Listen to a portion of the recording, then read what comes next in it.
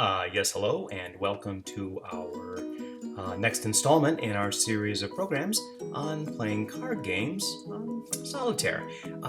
We have received absolutely overwhelming requests from our subscribers and from our members wanting to know what is the biggest Solitaire game there is. Well, what we're about to do today is not for the faint of heart. It is based on a game called Lady Jane. It's actually called Double Jane. And ladies and gentlemen, this is the big one. If you're ready to take your solitaire skills to the next level, then climb aboard for the game called Double Jane.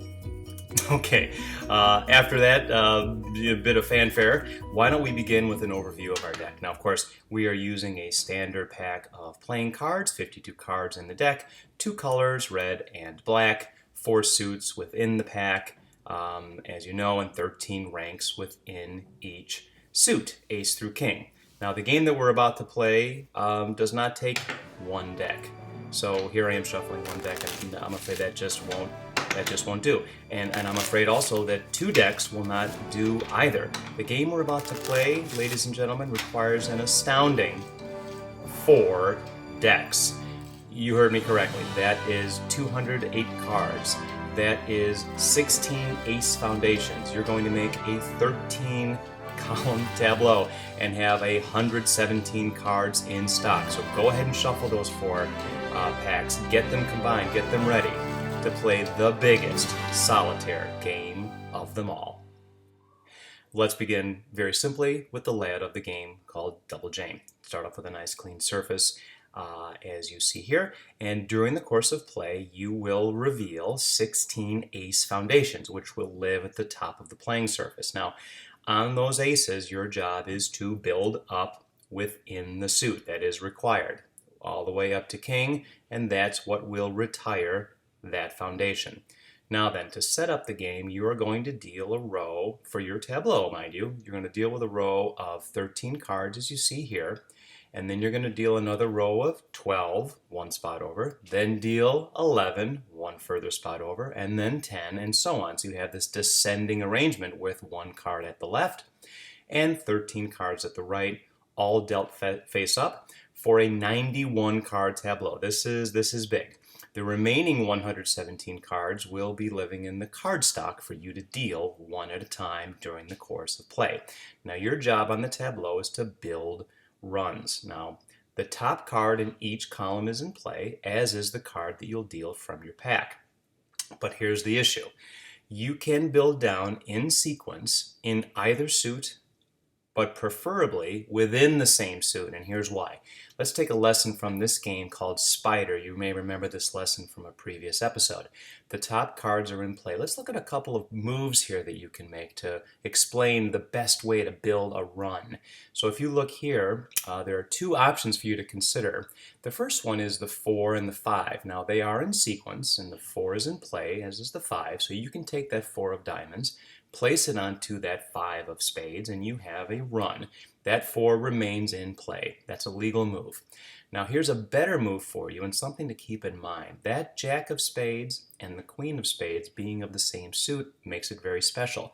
When you place the Jack in sequence, you create what's called a natural run. And now, not only is the Jack mobile, but so is the Queen. That run now is a portable run, and you can move it to make other moves and further build runs to organize your cards in a natural run format. So with that lesson in mind, let's give it a shot. So this is an actual game of Double Jane. You can see my marks on the table there to help me stay within frame dealing this extremely large game. I've got 208 cards in my hand, and I'm going to begin by dealing out a 91 card tableau. So let's go ahead and form that tableau. I'm using those little marks there to make sure that I stay kind of even and organized. So 13 cards, 13 cards at the top, as you see here, and then I grab another pile and speed it up here just a little bit, and then I put down 12 cards as you see here, and they're kind of cascading down, and they're all face up. Here's my row of 11, and here's my row of 10 cards, and now here comes 9. I wish I could deal this fast and in real life, of course, that would be quite astounding. And then 7, and then 6, and 5, and 4, and 3, and 2, and 1. So we have 1 card way at the left, and you have 13 cards way at the right. And again, those top cards are in play. Your job is to build runs and get these cards organized so that you're prepared to place your cards onto those ace foundations. Now, of course, right out of the gate here, you can place your 2 of spades on the 3 of spades to create a nice natural run there. So keep looking for cards that are in sequence and within the same suit, like you see here with this 8, 7, 6. Now that 3-card run is portable, and you can pick it up and place it on the 9. So now you've got a nice 4-card run, a natural run, but look, you can still join it with that 10 of diamonds down at the lower right and further grow these runs and get all these cards organized. It'll certainly pay off in the future once you need to graduate these cards up to the foundations. And look what we've done. We've just freed up an ace foundation. So our first foundation is out of the box, and up at the top where it belongs, there's 15 more to find, and we're able to put that 2 of hearts right on that ace of hearts for our first foundation. Now let's look here. That jack of hearts can go on to the queen of hearts to begin a very small natural run, but that's how it starts. And then that is portable and can then be moved up to that king. Now we've got a 3-card run going.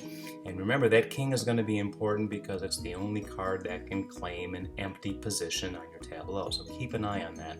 Here's a nice natural run here, and you can certainly put that 10 on the jack. Now I call this technique here parking. We're going to take that run and we're going to sort of park it on that jack. Now, as you notice, it is not the same suit, but it's still a legal move. And what it does is it frees up an ace, and I'm able to move that ace up and create my second foundation. But look, just by happenstance, it freed up a jack of diamonds. So I can now move that 10 run of the natural run and join it with the jack for an even larger natural run. That's the benefit of that kind of parking technique, moving things temporarily, keeping an eye on them, and then joining them up with their matching suits later to your benefit. So let's keep scanning our tableau here. What else can we do? What about this 8 here? Let's go ahead and park that 8 on that 9. Again, it's a legal move. It's just a 1-card play, but by doing that, we can free up some cards and start to build a natural run with that 8 of clubs that we've revealed. And now look, that 8 and 7 of clubs can travel together. They're portable, and you can place that right on the 9. And now we've got a 3-card run. And look at this. Isn't it nice? We were able to free an ace and build our 3rd ace foundation. Just great. Now that 7 here, let's go ahead and park that 7 into place down here on the 8, and that opens up a position in our tableau. And again, only the king can claim that position. So we're going to grab that run we've been building, place it there in the 6th position, and that has now freed up yet another ace foundation. So we're making our headway here. We've got 4 foundations of the 16 ready to go. Now that's 7. Let's go see if we can park that 7 again. We're going to pick that 7 up, and we're going to place it on that red 8. Again, top cards remain in play, and it frees up this natural run beginning with the 9 that we can join with the 10. Now we've got a 3-card natural run from 10 to 8 that we can move later. The 2 of clubs and the 3 of clubs, that makes good sense. And now look, that 2 of diamonds is now available. We can move it up, graduate it, put on the mortarboard, and get up on that foundation where it belongs. Now then, what about, well, here's my note to remind myself. This game takes time, folks. There's a lot of cards here. We've got 117 cards stuck that we haven't even started. But we'll deal one off one at a time and see what that 8 can do for us. Now again, 8 can only play on 9, so let's make some choices here. Can we park it on a 9?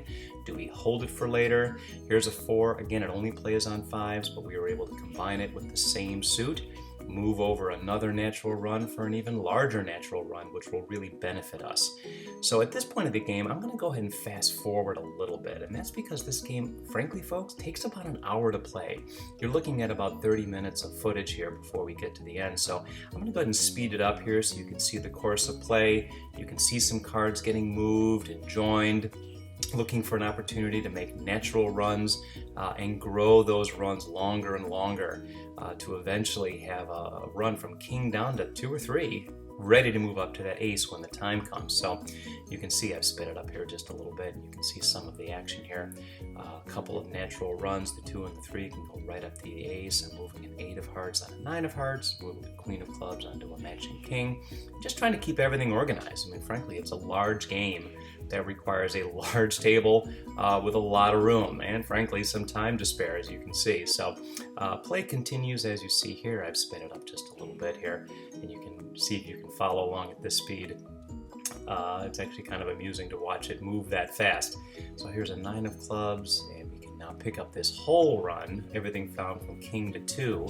That's going to be a helpful, portable, natural run for our game here in a little bit. Now we're coming up on a move here that I'm going to pause and I want you to look at here. So look at this 4 of clubs. Something fun's going to happen here. That 4 of clubs is begging to go on that foundation, the 3 of clubs. But look what's behind the 4. We have a run that goes all the way to king. So you can just move the entire run all the way up to king, and look at that. We've retired our first foundation, and that's kind of where the fun comes in. You've done all the organization, and when the time comes, you can graduate them all up and put them where they belong. Again, this game takes about 30 to 60 minutes. I'm stopping the footage here at a mark that was about 35 minutes of play, as I mentioned earlier.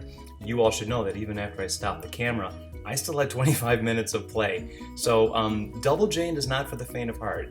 You need 4 packs of cards, you need about an hour of time, you need a big table, but it is winnable, and it is actually rather fun mental exercise, so I completely recommend it. So for all those members out there and subscribers who said, hey, give me the biggest game of solitaire there is, I hope you've enjoyed the 4-pack mega game, Double Jane. And hey, I want to say thanks for joining me for the lesson, and be sure to join us again next time.